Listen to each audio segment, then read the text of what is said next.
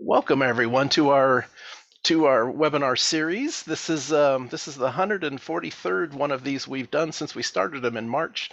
We've been pretty darn consistent, a week off here or there for some holidays, something like that, but been working hard and putting these out every week, and it's just been fantastic. Lots of great feedback from folks, people learning a lot of things and giving us feedback about the software, the products, things like that, based on some of the information that they see here. So it has been great. I welcome you to this latest one, which is going to be talking about the RS3A Test Database. It is a powerful tool in RS 3. We have had a webinar that is kind of focused on this months ago, but wanted to kind of update it. There are some updates. Our guest here today, Emiliano, the head of the software team from Italy, is going to talk about some things that we maybe didn't focus on as much in some of the other ones in the past. So looking forward to that. It is really the heart and the starting place of getting in and working with things, and there's so much power there that I want to make sure everybody understands it. And I know I am prone to basically leaving it the way it looks right now and just use it to grab a weekend's worth of data, grab a test, and then jump in. But there's a lot more here, and I wanted to bring Emiliano in to discuss some of those really cool things. So we're going to have some. We're going to talk about some different links and some different things.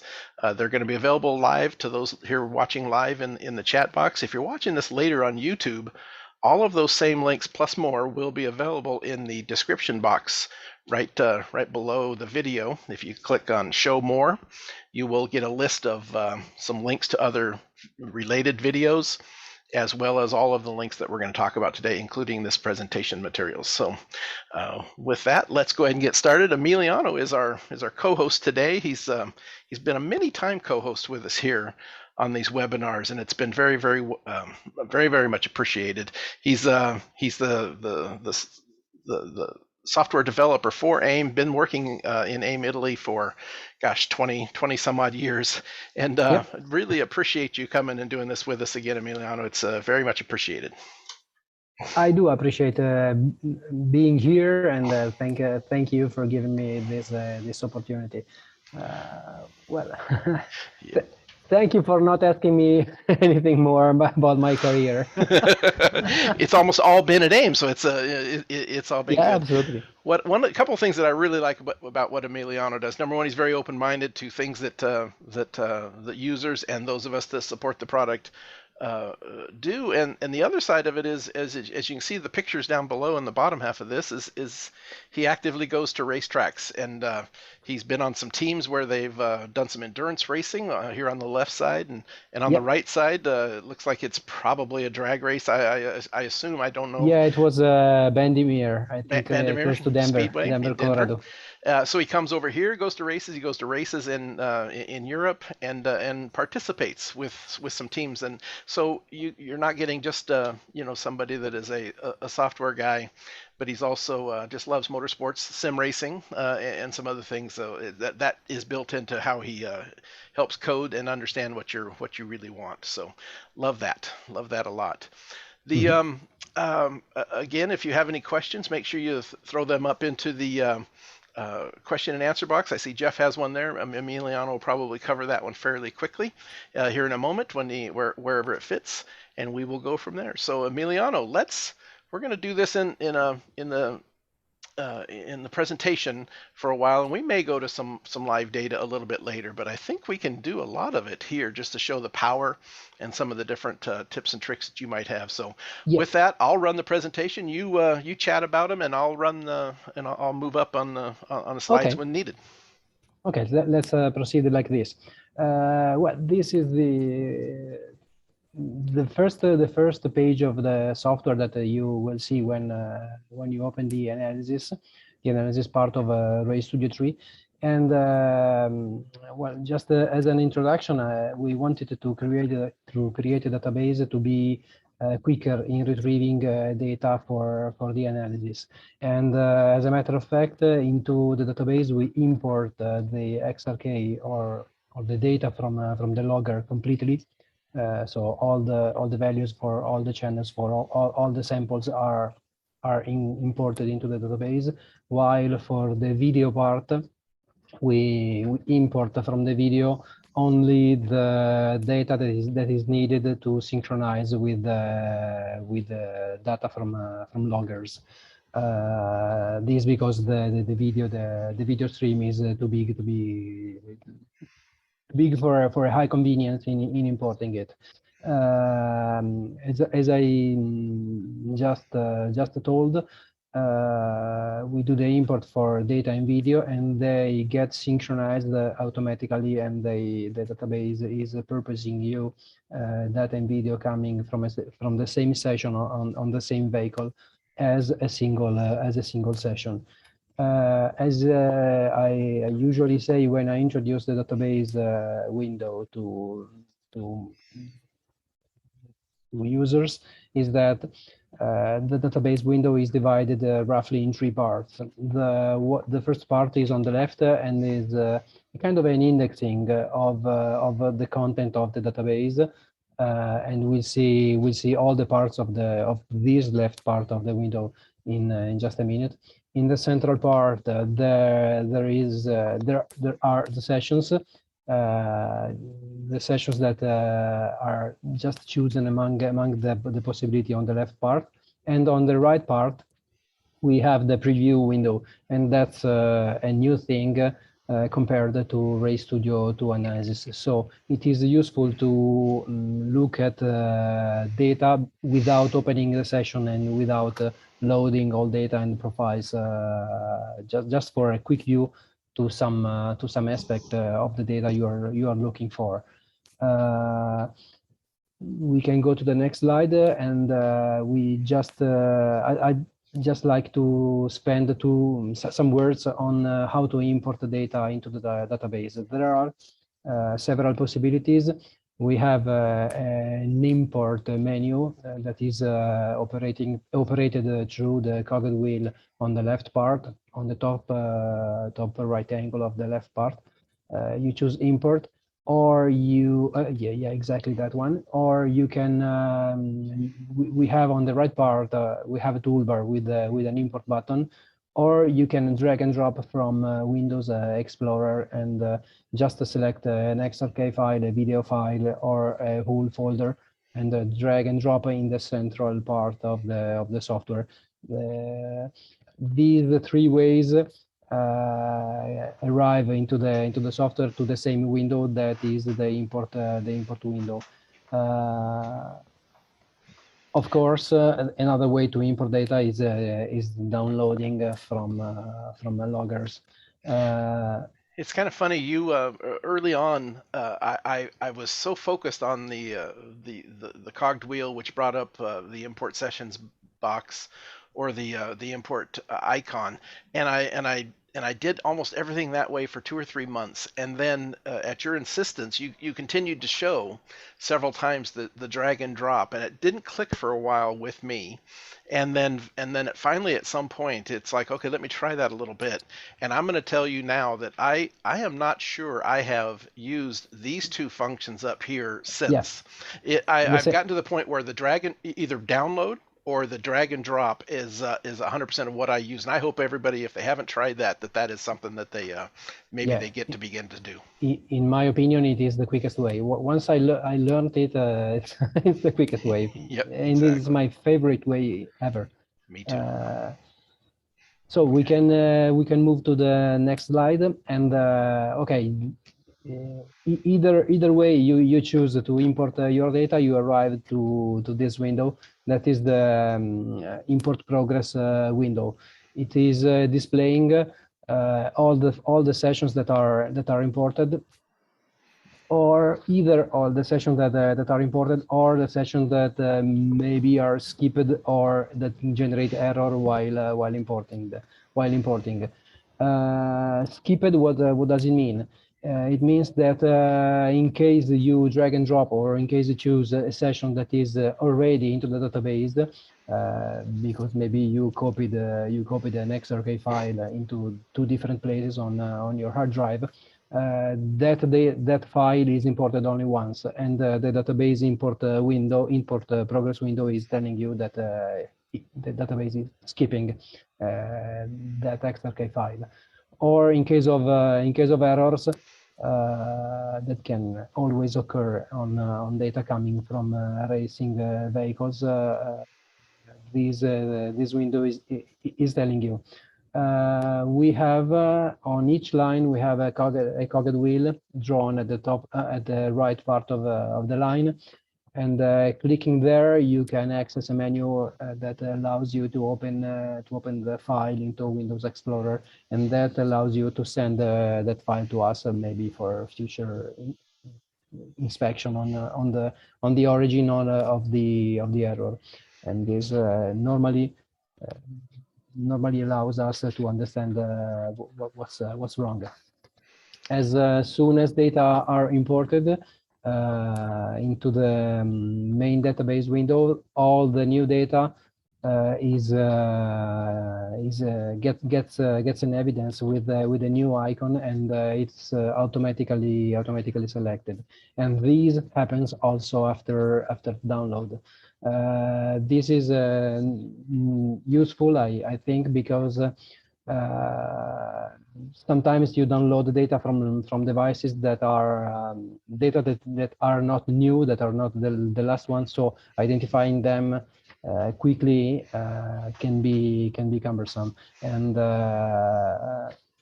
this feature helps out in these cases.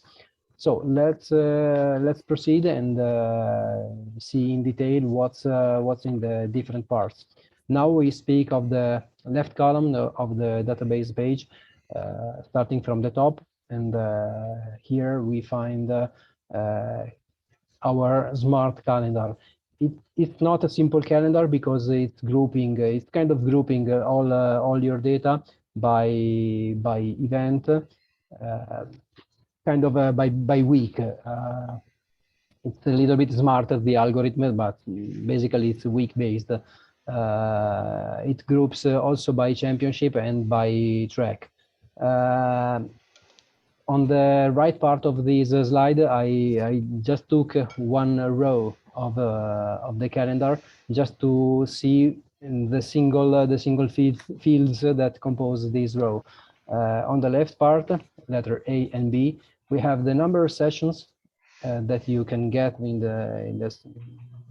get shown into the database if you select that row, and just the bottom, the number of videos. So if you are looking for events in which you have both data and video, just look for the two numbers on the row, the two small numbers, in this case 15 and 2, and you will immediately see where you have videos.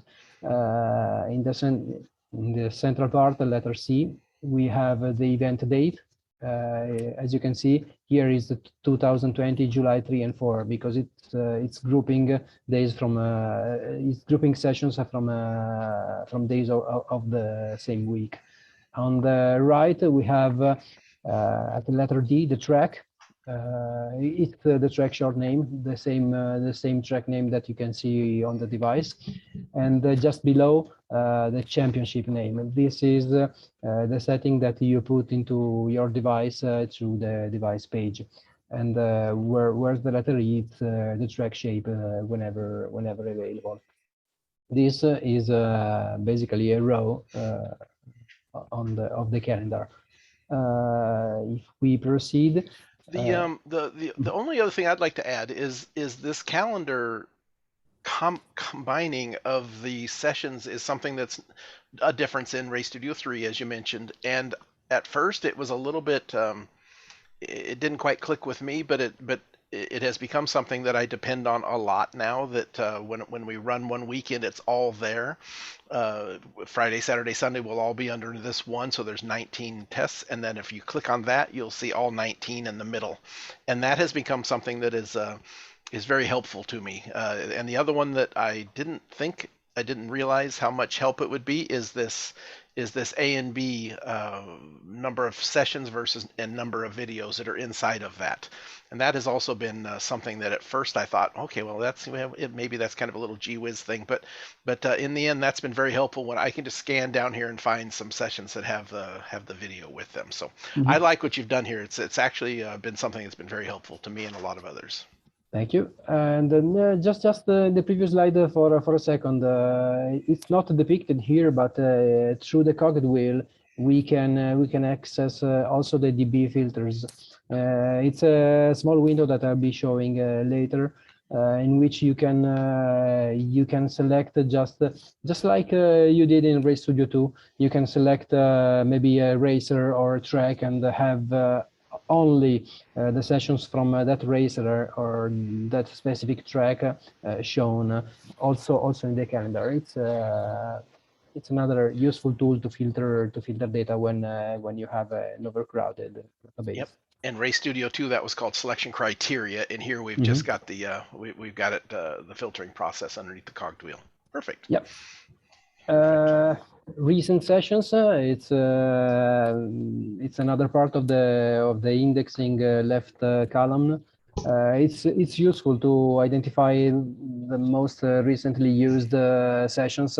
Either you are looking for the last 30 sessions recorded, the last 30 opened into analysis, or the last third just imported. This is useful if you help maybe other customers, other people. They send you data and you import them, and you need to identify them quickly. You have the new icon on that we shown before, or you have this possibility that's useful as well. I agree. I end up, and I think it's maybe more support folks will use it, maybe like as you just mentioned. But that last 30 analyzed is something I end up using quite a bit. I've opened it up, I've looked at something, and I want to go back to that session without going down and looking for it. And the last 30 analyzed is something I use quite a bit. So maybe it will work for everybody as well, the same way. Yep. So we can proceed. Okay. Then we have smart collections that. It's kind of the possibility of saving the selection criteria that you are used to with Race Studio 2. Just enter a quick string in the search box, and you are shown data from that specific with the data that match those criteria. If you insert a name of a track, you are shown all the sessions from that specific track. It's kind of a quicker way to test the selection criteria and a way to save your to save the data you want to show. We can move on into manual collections. It's another way to collect data, to index some data. You can create a collection, naming it with the name of your own, and you can manually add data, add the sessions into each separate collection. So for a quick analysis, maybe later in a second time, you just add to a collection, and you save data to show to someone else. Maybe you have a suspension guy helping you with the suspensions, and you want to remember a session to show him. Just drag and drop into a manual collection, and second time you will be able to quickly take it out of the database. Again, the power of that drag and drop is it is many places, and it is very powerful.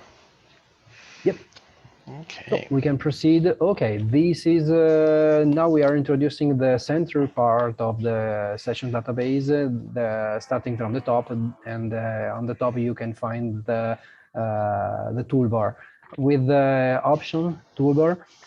What's inside of the option?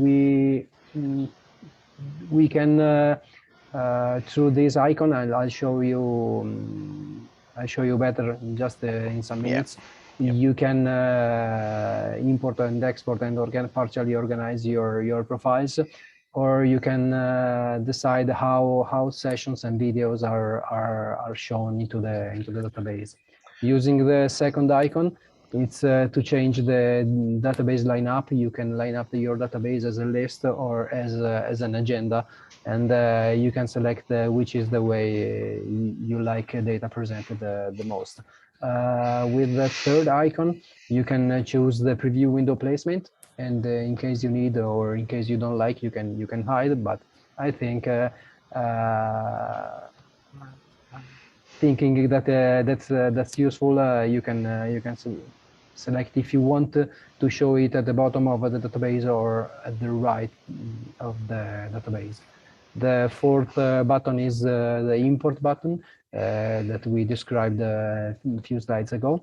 The yellow icon is the icon that you can use to open a session that you selected.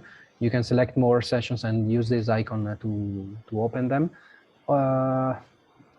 The light blue icon is the one you can use to change sessions properties, like racer, vehicle. You can change the championship. You can customize the metadata fields a little bit. Then we have the export icon in case you want to export the data file or the video file for giving it for placing it on an external drive or for sharing it with some friends. Then we have the raise button. We have the aim support button through which you can send us, you can upload to our server for a session for getting help from our support. Then we have the math channels, and we have the track map. These two most icons operate with the selected sessions, and will be detailed in future webinars, as Roger just said.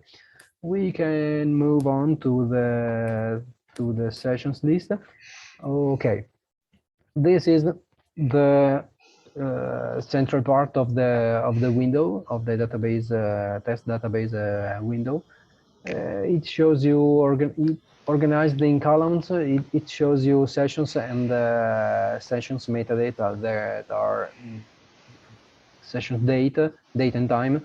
It shows you how many laps you did, and we have the third column that's bound to the sessions performance, being the lap time in case the session is on a closed track, or the elapsed time in case it's a dragster session, or performance time in case you have a solo and you want to use it for some acceleration tests or braking tests. Then we have venue type and racer. We have vehicle, championship, and tracks shown in column. Clicking on the column, you can sort data shown in the table. Jeff had a question earlier talking about this table, and now is a good time to maybe bring it in. Yeah, he mentions, could you add the information notes to the columns like in Race Studio 2? A lot of people rely on those notes. Those notes are available by clicking in a different spot, but not in this little table. So is that something you have thought about? Yeah, I thought that maybe a helpful way to have those information added in is through a tooltip. Maybe an icon, you go over that icon and you get a tooltip, because finding the space in this table for a comment, I still have to imagine how to do it. It's not easy at the moment. A tooltip can be I think a good point, a good solution. Maybe a way to do that. The you've talked in the past of having some setup sheets and some other things where those notes may be even more valuable, and then maybe so in the future I think there'll be some other ways of doing that as well. But for right now, certainly The tooltip might be a pretty good way of doing that. Okay. You want to go to the next page? Yes, please. Okay, this is the what we call the agenda view. Data are grouped by racer and time of the day. The time of the day moves along the horizontal line, starting from the morning to evening, and sessions are those red rectangle into the line. Here, as well as before, control click, you can select more than one session, double click on a session, and you get it open into the analysis. And the button that and I know we showed the icons a moment ago, but the button to change that is right there. The second one, yeah. Yeah, if you click on that, it's jumping back and forth from that previous view to this agenda view. Yep. Very, very quick and easy. And I think you can drag boxes around these, can't you, to select multiples as well, if I remember right? I think you can control click and select more than one session. That's the best way. Okay. And here in this picture, we can see as well the bottom placement of the preview window. Okay, instead of on the side. Okay, because the agenda, when you use the agenda view, it really does fit best across the top like this. It more logical. Yeah, absolutely, yes. Okay. Okay, a basic introduction to what's in the preview windows. The labs summary. Basically, it's a channels report in which you can customize the channel shown on the left and the axis of the right plot. You can choose for the axis among either one of the information available in the columns. So if in the columns you have, in this case, we have lap time, lap distance, and minimum and maximum of speed. If you click on the cog wheel on each single axis, you are prompted a menu in which you can choose which is the information you want to be displayed on the plot. You can use this window to identify trends in your data and generally for maybe a quick vehicle health check for your session. Average oil pressure or average water temperature, high water temperature, low battery voltage, whatever you might want to see. This is the function that I saw it used the most. And the preview shows I think its power right for this. Without opening the session, you are displayed a quick plot of the data you are looking for, and click on another session and you are displayed data of the other session without opening, without loading a profile. It's really quick. So we can move to the next. Okay, this is the labs report. It's the second icon available in the preview window. Here we can here the selection you can perform is on a channel.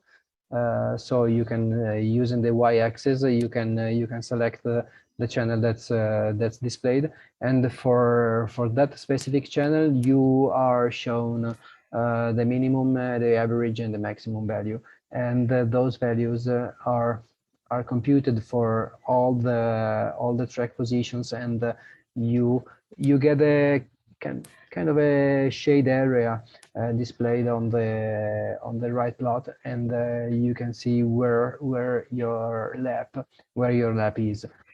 Moving the cursor on the left part on the table, as long as you move on the lap is shown as red into the right part plot, or if you select a lap as we did with the second line there, the lap is displayed in blue on the right plot, and it's kind of helpful in identifying how you use how you created speed on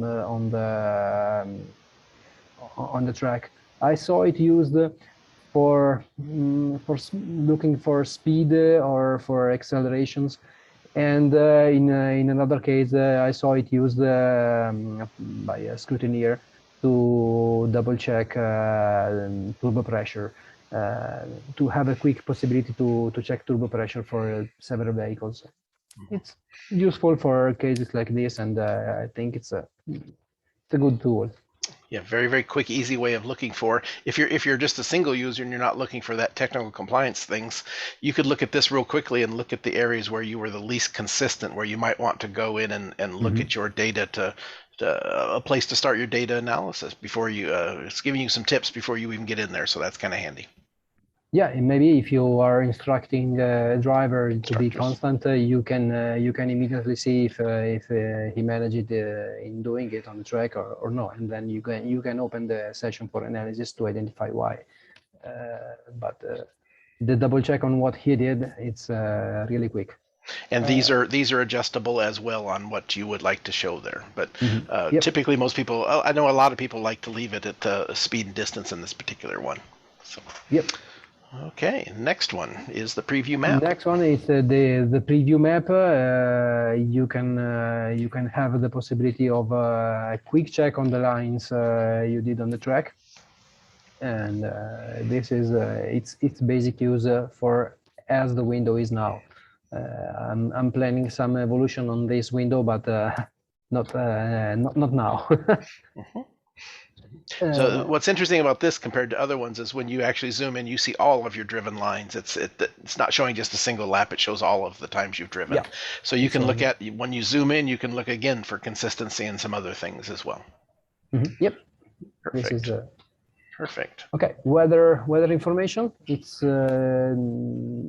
this window. For complete use of this window, you need to be logged in, and the login process is what we described in previous webinars. Once you are logged in, you can get from our server. We are taking data with a license from Open Weather that gives you data worldwide.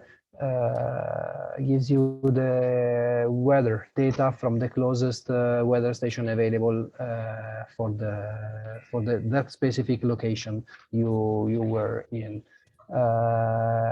The data coming from Open Weather are the first 3-4 rows of this table. The other ones are computed like dew point, air density, the air density ratio, and so on, are computed by ourselves using common algorithms. And that density altitude is one that a lot of racers that do like to use. So. Yep, it is.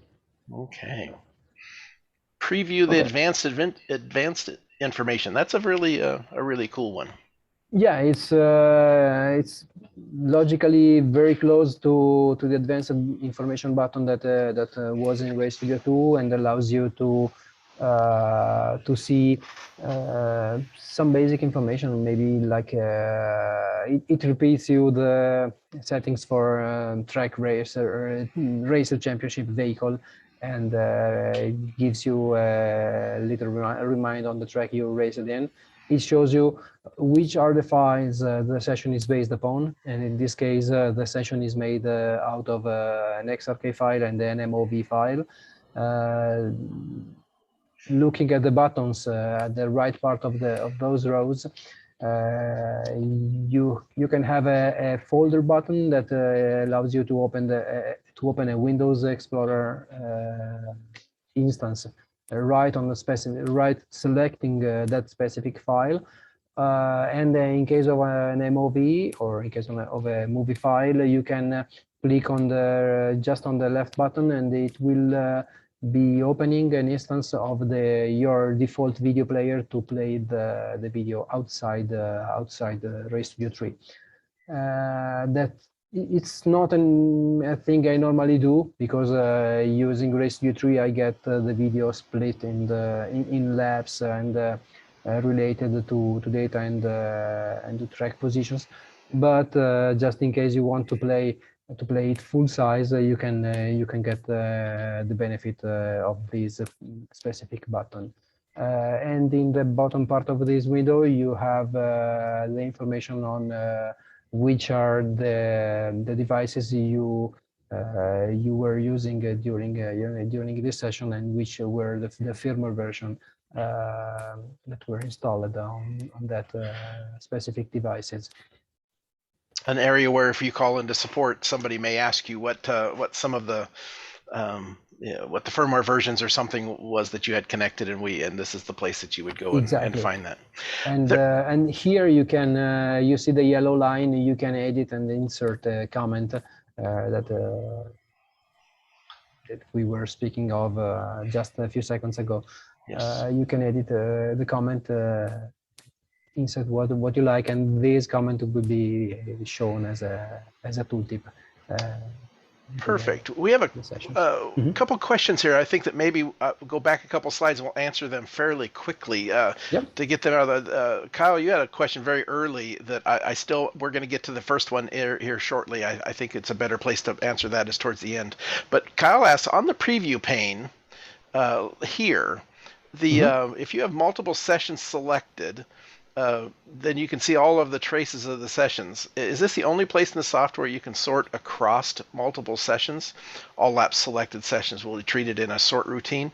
I don't think so. I think this is just the preview of that. And Emiliano, you can answer if I'm getting it wrong. But I think this is one place you can do that. It's more powerful inside the main program, I think, even more than in the preview. Yeah, you're right. Okay. And then Jeff asks, can the colored lines we're talking about in here in the preview? I'm going to assume he's meaning only here. Can the track lines be colored from the selected channel for speed of sort? In this case, I do not think so. I think it's all one color from the for here, but inside the software, you certainly can do what you're asking. Inside the software, yes. If you are not using the web-based maps, because on the API we have available now, we cannot create a colored line on the map, where the color is based on values, on channel values. We do it when we use GDI, and it's powerful, I think. But either way, in the preview, no, it's going to show up as a single color, and inside the software so you have a little bit more power. Yeah. Okay, and then Tice asked the question about the weather. Is the data now saved locally, or it used to be erased after 1 year? I think number one, I think it is now stored locally once you open it, but it's if you didn't ever go get it in a data source and it was more than 1 year old, open weather would not populate. Is that more true? It should be saved locally together with your session, but I've personally seen some issues around this, and it's a thing I need to double check more. Okay. They are supposed to be saved locally into the database together with your session data. I need to check, because I've had feedback in which RS3A 3 is not doing this, and I need to go into the code to double check. So there, Emiliano will check on that part. The other part of that is, let's say you grabbed a data set from 2010 and you imported it into RStudio 3. The other part of that is Open Weather only stores available weather data for us for only 1 year back. So expect that if you bring data in that's more than a year old, the Open Weather will not populate. Yeah. It depends. The Open Weather offers several APIs, and we are kind of trying to see if going back more than 1 year is useful or no. Okay. I don't know. So we may change that if send a note to the software folks if you think that it would be more valuable to have that older. I'm pretty confident that 1 year is about the right number personally, but for 98% of the time that probably works just fine. So, okay. I just want to get through those questions really quickly, and I think this is your last slide. preview for other types of some specific things that we have Yeah, now we and have that we're working on in the future. This is another area. we have dedicated preview windows for say for dragsters. This is the one we got with our 660 products. It allows the customer to insert the time slip information that they get from the sanctioning bodies, and they kind of add some information they need to tune the vehicle for the next run. And we did it also in the preview because it's a quick view on data before opening them. And indeed, it's a powerful tool that once we created, it set a difference from RayStudio 2. At the beginning, it was not very used. It's getting used now, I think. As people are starting to understand the preview and the power of preview, that now that they're using RayStudio 3, I agree with you. Okay, in our Dragster product line as they're downloading that data. Okay, let's see. Is there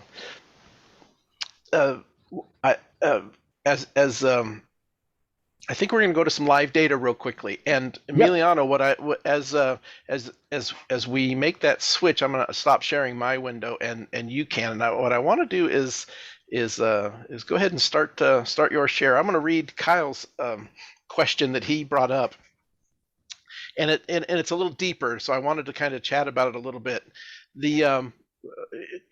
Kyle is copying videos. It could be data as well, but in his question, it's videos from a race customer SmartyCams to a weekend folder on the desktop, and they import that data, and he's working with it and probably reviewing the videos. And then what happens when he moves that weekend folder into a proper directory? How does RayStudio 3 work with data files and pointing to where the file location is and moving of those files later? What is the problem with that, and what's the solution? Okay, if you just move the video into another location, when you open the session for analysis, the analysis will be telling you the video is no more there. I think we can quickly manage this stuff doing this. If you from the other location and drag and drop as you were importing those data again, RayStudio 3 database realizes that those videos are already into the database, and it just updates into the database the place where the video are. So it will end up in populating the skipped sessions that we spoke just a few seconds ago, and it will update the video location into itself, and they will be working again easily. Interesting. I have RayStudio 2, and matter of fact, even RayStudio before that. I've gotten so much in the habit that the way that this program has worked is you put the data in onto your hard drive, and then RayStudio I've always thought of it in my mind as just a pointer. That's where I'm going to go find this bit of information, and moving that that data has always been problematic. I've never tried to move data, and it sounds like you've got some of that under control in an automated process. So Kyle, your solution probably will work. I think your question was actually just a little deeper than that, and I'm not missing that. But that was the bigger picture I wanted to talk about here. Is you're storing information, and how do you end up moving that around? If you move it, what is problematic? So, sounds like you got a pretty good handle on that. Okay, you've got RayStudio 2 up. What is is there anything else you'd like to kind of show here? Yeah, I have the RayStudio 3 beta. I just kept for this webinar. I kept the beta empty, so to show which is the first window that will be prompted to you when you click on the database, on the Ray Studio 3 analysis page, it will show you that your database is empty and you need to populate it. You can go looking import folder and you can select the folder, or we can come back here and select if you want to import a specific file. This is the window that will be shown while importing data, or the other way is as just give me 1 second. Okay. Looked like it imported fairly quickly, and that's pretty much the process. While he's doing that, in the chat box, the Robbie has placed in there some sample data. If you are new to Ray Studio 3 and you opened up Ray Studio 3 the first time and it shows what Emiliano was showing just a second ago, nothing in your database. And if you want some really good data to import and bring in, there are some links in the chat box for those here live. And if you're watching this later on YouTube, they will be in the description. You can grab those 3 data files. It's Lime Rock, Watkins Glen, and Virginia International Raceway. Some very, very good data. And they all have not only data, but also video. So that's always available for you if you want to do what Emiliano just did. Mm-hmm. Okay, I just did a quick import using the drag and drop. As you can see here, the sessions that were just imported have the new icon. If you want to get rid of the new icon, you can go here and select the coggle wheel and choose the reset import results menu. And I did not know that was there. Is that at some point handy. the new has always just gone away for me, and I didn't realize I could get rid of it if I wanted to. So interesting. Mm-hmm. Okay, let's see what's here. You can see that just for the first session that I imported, this is the icon that tells you that there is a data session here. Here you are prompted to different cases. The first one is just a data session. This one that features kind of 2 icons, one over the other one. It tells you that you have both data and video in this session. Just a quick view on these on what we exposed a few slides ago.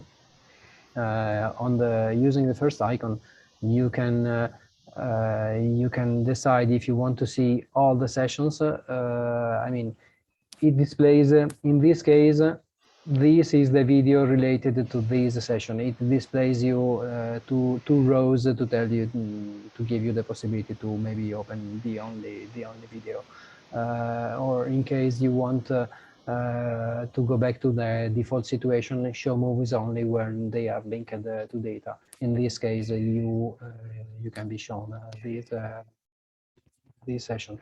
If you import sessions, if you happen to import sessions from the sims, you will be getting the icon of the sim you're using, iRacing versus Assetto Corsa or whatever. Here in this second icon, second tool button, you can decide if you want the database shown as a list or as agenda. And in case you are using it as list, you can decide if you want to group by day. So, but I need some more data to be in to show. Okay, okay. Let me give me 1 second. Okay, we can import some more data. And what's cool about this, why Emiliano's importing that is, and I have some data I might show right when we're finishing up today, is I had a user, a friend of mine, that has a brand new race car that's very similar to the race car that we ran back in 2007 and 2008, Mazda MX-5 Cup car. And he ran this last weekend, and I was able to import his data, and I was able to go grab the old Race Studio 2 MXL data with a GPS sensor, and I was able to import it into Race Studio 3 and compare exactly that data against the brand new data. Very, very, very friendly that way as well, importing old data. Okay, Emiliano, what are you trying to show here? Okay, if you select group by day, here I have the sessions from here below, the sessions from February 23, and just above of it, the sessions from February 24. So the newer on the top and the older on the bottom, and you can divide them or having them displayed together. What is the difference? The difference is here. If you want, if you're looking for, say, you want to look for the highest number of laps or into a session. If sessions are displayed grouped by day, you have separate maximum values: 17 for February 24 and 21 for February 23.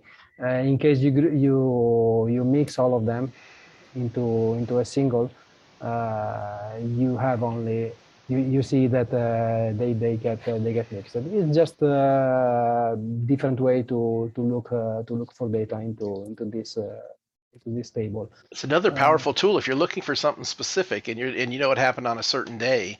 Sometimes you can't sort it out very well. That new option is something that our friend Matt Romanowski, I know, was asking for a while, and this got most of the way there. So you can sort now by day and then search for the fastest lap or the qualifying of that particular day, something like that. So very helpful.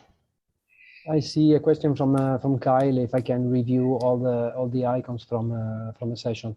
Basically, the most important are these. Here I have video only. This blue icon it means that you only have a video related to this session. This is data only, and in case of data from map, you can see that this double icon, one over the other one, is it means that you have both data and video if you open it. Okay. What else was I showing? Okay, the import button, we already spoke about it. Just the placement where to show the preview. The preview reorganize. Basically, most of the preview windows are separate in two different parts, and when you switch the position, they move from one on top of the other one to one on the left part of the other one. And you talked about the distinction of the difference of if you click on one of those, it makes it blue and it stays there. Then the ones you're hovering over are the red ones that's going against it. You see this one. This one is the blue. The blue. You see, if I go over it, it gets colored because the table and the plot are kind of bind using the closest to my mouse cursor. But if I move on the table and I select I can select also 3 laps and having them shown in blue on the right part, and okay, while moving with the cursor, the one the cursor is over is displayed in red on the right part. How to select multiple laps is the same way you can select multiple sessions. If I keep the control button pressed, I can select different laps. If I select a first one and I keep the shift button pressed, I get all of them selected, exactly like any Windows Explorer window will do for you in the operating system. The same applies here. I can select three items of the calendar here and having a group of sessions displayed on the right part. So another thing I wanted to show is this one. Okay, here is the selection criteria of RS3A 2, all mixed together into a single window in which you can do your selection. You see that if you select to show only data from La Conca, is an Italian cart track. the other columns display in red all the sessions that are not from this track. That aren't related to that track. Yeah. Okay. Absolutely. And if I select this, I can keep refining my selection. And if I apply, I decided to show only sessions from La Conca and all the racer is Looks. I don't know. I don't remember who is him. Yeah. And boom, there you go. Okay, and here we go. Here we are displayed only sessions from them. It's a powerful tool when you have your database very full of data. It's a nice feature to use. And it's not a matter of if you're going to get to that point. It's a matter of when, as you start to download all the time, and pretty soon you got 2 or 3 years worth of information. Now you all of a sudden you want to go find data from X track in qualifying mode only. That filter right there is very, very powerful. Yep. Just let me show, for example, the manual collection. Let me create one, Emiliano. Now we got to finish her up. Okay, and I want to just drag and drop. Drag this. Suppose this session is important for me because I noticed anything important. I can name a selection after the thing I noticed, and when I click on it, I can immediately identify. I can immediately show the session here to be quicker. I had a user the other day use that exact process, and instead of his name Emiliano, what he did was best laps, and then he drug in to that folder all of the 8 or 10 tracks that he visited all the time, and he was able to put in his best laps there. So whenever he went to that track again, he was able to find that information to be able to compare against really quickly. Yeah. In case you want to change the name, Cogged will right of the collection, rename collection, and I say best laps. Yeah. Okay. Perfect. That was a very when he mentioned how he was doing that, it was like, well, that is very good. That I will use that. Yep. Okay. Perfect. I think we have one more question that maybe, and it's going to be something that we're going to have to kind of take care of a little bit later. But as we switch back to sharing my screen, John Barnum has a question there. It says, and I haven't ran into this, but Race Studio 3 beginning to running a little bit slow on his laptop. Is what should he contact support, or what should he do, Emiliano, when he's run into that? Contact us and we'll see what to do. I have differences in performance and my PCs. I'm using now the slowest one because my laptop is way quicker. I have a quicker hard drive, but I mean what I showed here is not that slow. Anyway, we can see what we can do. Yeah, John, contact us, email Emiliano and myself, and let's figure that out. That is not a normal issue.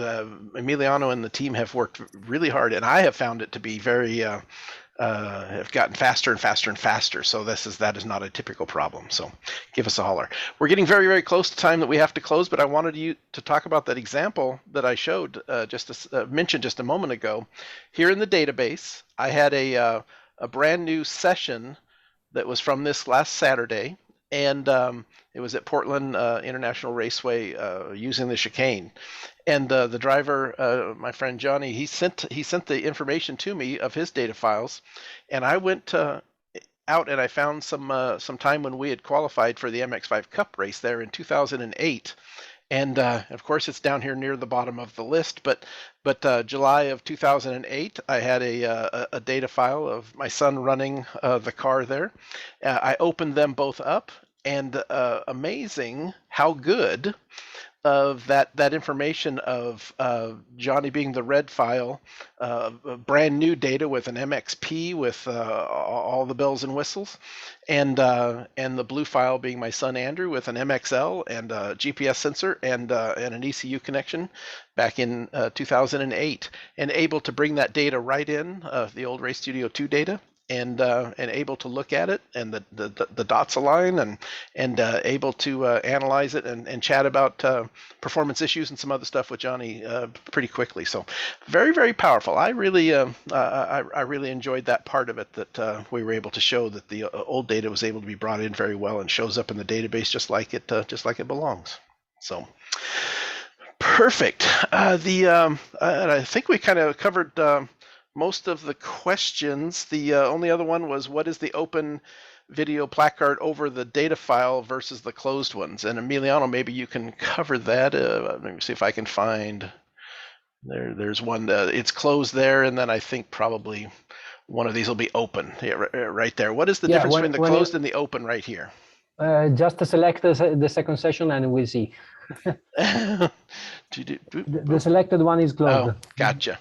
Okay, so that's just showing that it's been it's just a change in the icon state, that it's that you've actually selected it. Okay, perfect. In my mind that's backwards to me, but maybe that's why it didn't. It should open when it's. But I know it's a placard for like a movie. Perfect. I'm gonna minimize this down and make sure we have the PowerPoint in the back. Let's kind of do the closing part of this. I think we've learned a bunch of new things with the test database. I sure appreciate you coming on here, Emiliano.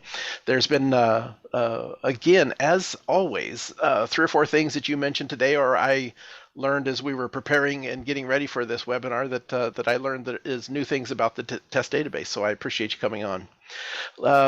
This video, we're of course recording it live here, and we will have it up on YouTube just within an hour or so, just as fast as I can do it, and YouTube allows me to get it done. It'll be our 208th video up there as of the recording of this one. So all of our YouTube videos are up there. Not only our webinars, but tons of other good information about our hardware and other things as well. So go take a look and take a little bit of time and browse around there. I think you'll find something that can be very, very helpful to you. Customer support. Our guys are out there every weekend now, running around and helping folks. Take a look for them. If you find them at the track, offer them a cup of water, and I'm sure they'll hang around for a little bit. No, it does get hot out there walking around. So look for them or the vans. If you're at an event that we can't be everywhere, so if you're at an event that we're not there, the tech support line is always available for you. So give us a call, and we'll love to help you get the most value out of your AIM products and your AIM software. So what are we going to do next week? What we're going to talk about next week is introducing the SmartyCam 3. We have chatted about it a little bit in the past. May have seen it at the PRI show. They are now in the hands of. They're here in the States, and they're available for your dealers to order and get out there for the sport model. And so we're going to talk about it next week, and we're going to talk about some of the differences between the other SmartyCams that have been out there and the new SmartyCam 3. And we're going to have on as our co-host, we're going to have Enrico Rosignoli. He's going to come join us. He's the director of AIM Sports in Italy. So he offered to come in and be our co-host for the introduction of the SmartyCam 3. So you guys should join us. Always great to talk with Enrico and hear the direction of where they're doing and some of the stuff that they've thought through on the SmartyCam 3. So Tuesday the 24th. Come join us. We're going to talk about the SmartyCam 3. It's going to be a great time. So this is is one of the ones that we've done where we've done a really focused webinar series on the functionality of Race Studio 3 since it went to production. The analysis side went to production, and here are links to all of the ones that we've done before. Today, of course, is the final one in this list. I think we're going to do one more in a few weeks and go and revisit and dig a little bit deeper into the Race Studio 3 math channels. There's been some improvements, and so we'll have Emiliano back with us, and we're going to do that one in a few weeks after the SmartyCam. So here are the links to all the ones that we've done. It's virtually every function that's inside of Race Studio 3 analysis, where we go in and we talk specifically about each one, what all the icons mean, just kind of like we did today with the database. So that link will be down in, of course, in the description of the YouTube with all of these links available to you. So little information, some contact information about what we've talked about today. Of course, there's my email address. Always happy to hear from everybody and answer any questions I can. Emiliano, I appreciate you coming again. The key there is, if you have any questions about Race Studio 3, software@aimsportline.com. I don't mind getting them. I know all of our staffs and support here at AIM are happy to get and answer those, but make sure on the Race Studio 3 side, because it's with the software team in Italy putting that together, make sure you either send the email directly to them or CC them, because they're taking all that information in and using that to continue to improve. And sometimes they have the best answers. Sometimes we have to lean on them for that, since it's still fairly new product. So, Emiliano, thanks for coming. I appreciate it. Appreciate you all the work that you do at AIM Italy, of course, and then always here with our webinars, either as a co-host or in the background helping answer questions. You've been quite a joy to work with, and very dedicated to this webinar series. Thank you very much. And on my side, on the side of all my colleagues, we do appreciate the enormous, the fantastic job you do for customer support. It's really high quality. It's unbelievable. Thank you. Very, to all of our guys, we appreciate that. Thanks everybody for coming. This will close this one out. Look forward to seeing you all next Tuesday, where we're going to talk about the SmartyCam 3. It'll be a great time. See you guys all next Tuesday.